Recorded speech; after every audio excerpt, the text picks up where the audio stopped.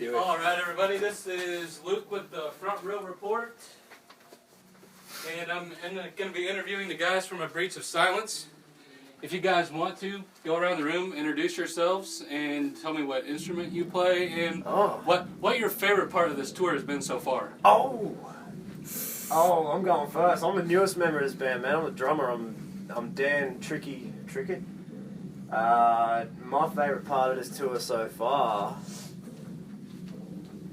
God, I don't even know. It's been a lot of fun. Got the memory of a goldfish, this guy. I do. I can remember every song I've ever played. Can't remember half my name. I don't know. I reckon getting up on stage with Drowning Pool and singing Bodies has been the funnest part so far. That's pretty memorable for me, man. Those are my favourite songs growing up, and getting up on stage and actually singing it with them is awesome. Cool.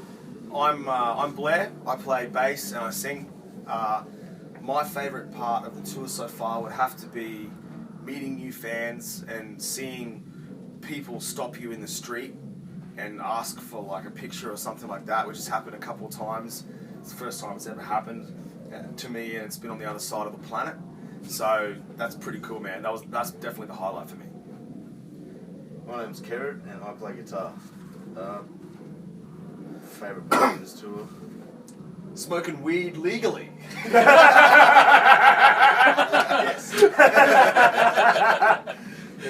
It's probably just seeing the whole country.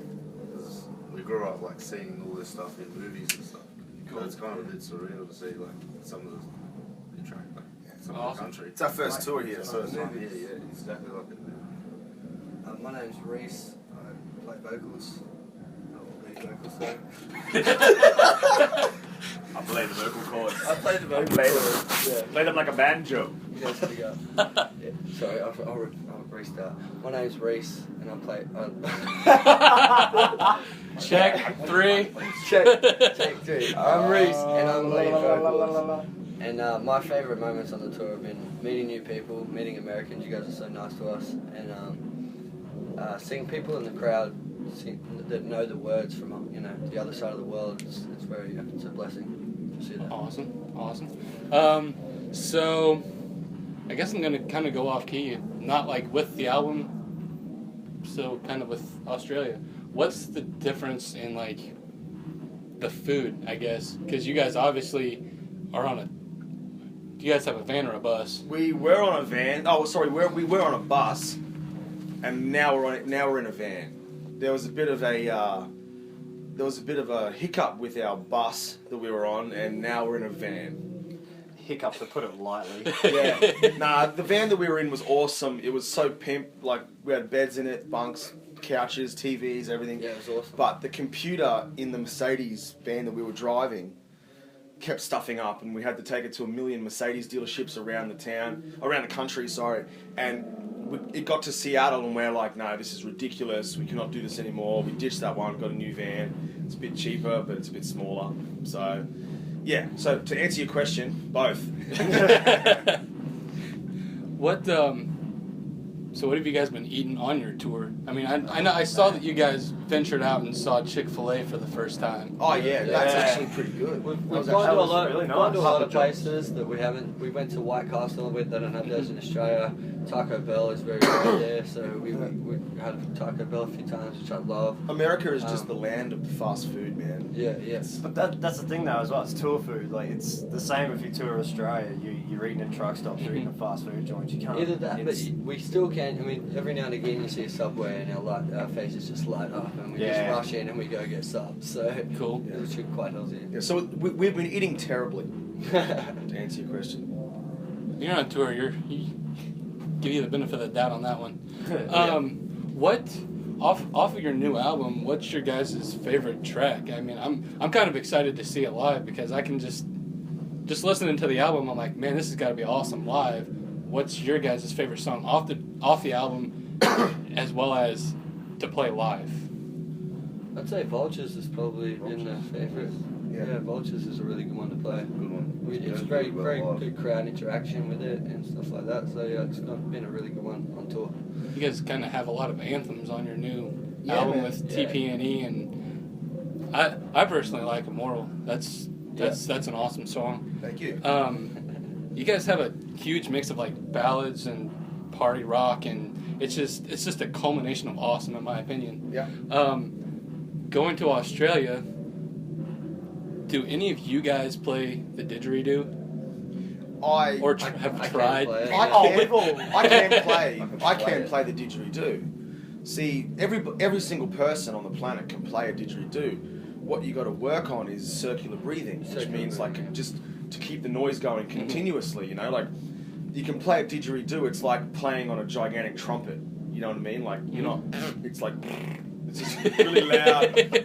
You know, like getting the lips going and stuff like that. But once you run out of air, you're stuffed. You know what I mean? But yeah, that's it. So like, you know, but what the talent is with playing a didgeridoo is the circular breathing, and like, you know, I can do it. I'm not an expert at it, but that's we leave that up to our tour mates, like a storm. They play didgeridoo. Yeah, I saw that and I was like, I'm totally stoked for that, because it's weird to see the hard rock and metal spectrum introduce that into the whole scene. Because Volbeat does it, Like a Storm does it. I mean, I know there's a couple more, but I'm just like, that's kind of a cool added feature to the band. Yeah, that's it. Man, I'm running out of questions, which is bad. That's all right. Which shouldn't be. Well, how was your day, bro? My day was awesome. Yeah? How was the food across the road at Juliet's? It was it was delicious, man. Man, it's the first good meal we've had in a long time. And surprisingly enough, the last really good meal we had was an Italian restaurant as well.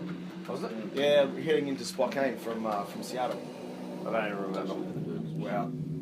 What's, Yeah, anyway, what's been your favorite venue to play at so far? Favorite venue? There's been a few. There's like I think there's like about top 4 for us. I'd say Destin was the first really good show. Club LA in Destin, Florida. Yeah. Cool. That was really cool. It was the first big crowd we played in front of. The Knitting Factory, both So those shows at the Knitting That Factory. Monarch show, were good. that was pretty good. Yeah, Minot show was really good. Can't really remember much of Minot. Oh, that show. We were all in such a state in Minot that it doesn't matter what the venue looked like, man. We were having a blast. It was great. The owner there, man, got us obliterated. Yeah, man. I got nothing but good things to say about that pub. The owner was just feeding us free We drinks. got there at lunchtime and he gave us all a band that said you guys can have whatever drinks for free all night, no matter what it is. And then in the meantime, he was also giving us shots, just bringing us out. Yeah, Tequila Patron, shots. man. Patron, Every one after the other. half, one after the hour, pretty much. And Just then- bringing him out and having a shot with us. After getting And then blackout on drunk. stage, he kept brought out. some Yeah, we shots were for drinking us on stage too. And then the next day we rock up to the next venue all hungover and Yeah. feeling like crap. And Deadly. then we get told by Matt, the tour manager, that, oh yeah, I forgot to tell you boys, that's like a game that like, owner plays. He just picks an out of town band and gets them trashed. And we're like, sweet man, I don't mind playing that game. You know what I mean? It was a good night, we just don't remember most of it. Yeah. But anyway, good venues, man. Destin, Florida. The Knitting Factory chain, which is 2 shows we played, one in Boise, Idaho, and Spokane, Washington. Cool. Amazing venues. And another one was Missoula, or Billings, I think. We played this awesome theatre.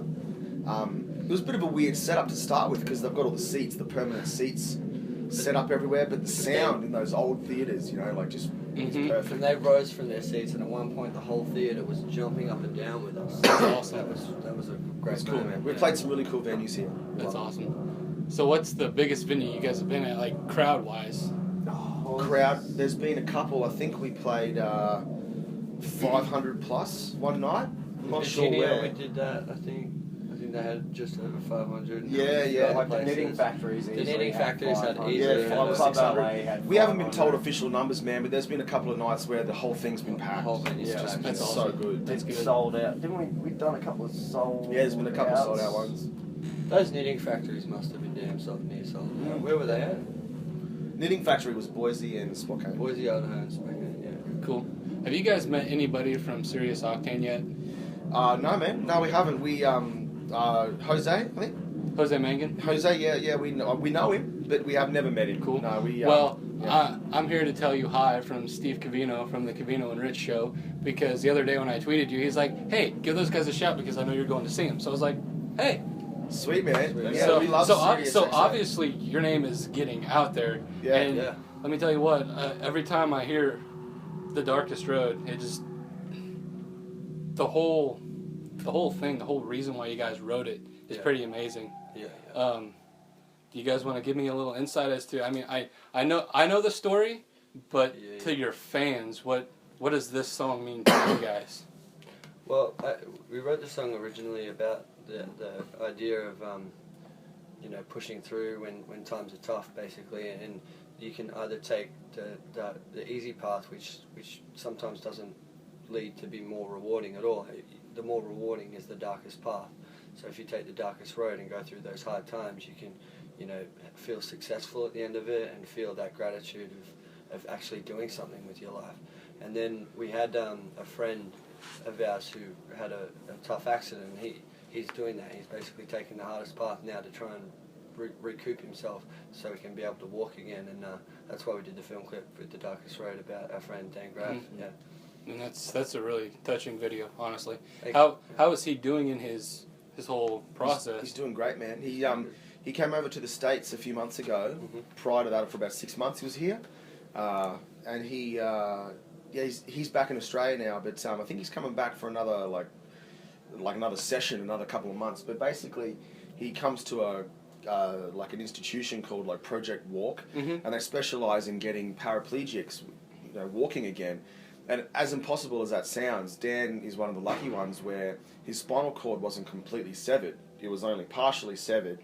He's got little bits of feeling throughout his arm and stuff like that. And when that happens, you can train your body to walk again through that little bit. You know what I mean? You'll never be 100%, but maybe in future with technology you will be. But he's doing pretty good, man. He's made a lot of progress. He can now feel like sensation in his legs again and That's stuff awesome. like that. And now that he can feel that, you know what I mean? It's just taking the next step. You know what I mean? Yeah. That's awesome. Give it another year or two, he might be able to get up out of his chair. You never Awesome. know. Cool. But yeah, he's a cool dude, man. He's cool. Cool. Well, I got one more question for you, and then I'll let you guys kind of carry on to your pre-routine to your rock out session out there. What is your guys' plan going forward once you head back to Australia? Because I know you guys have 2 shows left after tonight. Yeah, Yeah. 2 shows. That's right, yeah. That's so sad. Man, Yeah, yeah, I know. This tour's been Don't so wanna cool. go. Man, when we go back to Australia, Yeah. we're gonna go. Well, I know I am gonna go straight down the Gold Coast for a surf. That's for sure. But a Bridge of Silence is planned. Man, we're gonna tour the album. We haven't toured there yet for the album. We only released it a week before we came here. So there's an Australian tour that's going to be announced soon. We're going to be doing a huge Brisbane album launch where we're from.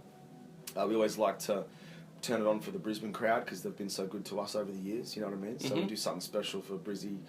We like to do it all the time. So that's on the cards. And then after that, we've got our focus set on coming back over here. That's awesome. Yeah. Hope you guys come back. I hope you kind of swing into the whole rock festival type of deal, because I think you guys are a complimentary piece to that. Speaking my language, man. Thanks, man. That'd be sick to come over here in the That's where we summertime or wanna be. something. Yeah. Don't have to bring all this with us. Yeah, that's where I went this summer. I went to a lot of those, and it's kind of strange how Gene Simmons says that rock is dead, and I'm just going, rock is not dead. Have you seen the people on the side stage? The guys who are kicking ass just like you guys? I mean, it's not about the... Okay, yeah, it is a little bit about Five Finger Death Punch, Volbeat, so on and so forth, but it's about the smaller guys that are trying to make themselves, to build themselves up. I completely agree So, with that. Yeah. well, guys, I thank you for your time. Yeah, no worries, man. Go ahead. I was just saying, Rocky's undead. I agree. It's not dead. Rocky's undead. Yeah, it was dead. Now it's zombified. I'm bringing it back.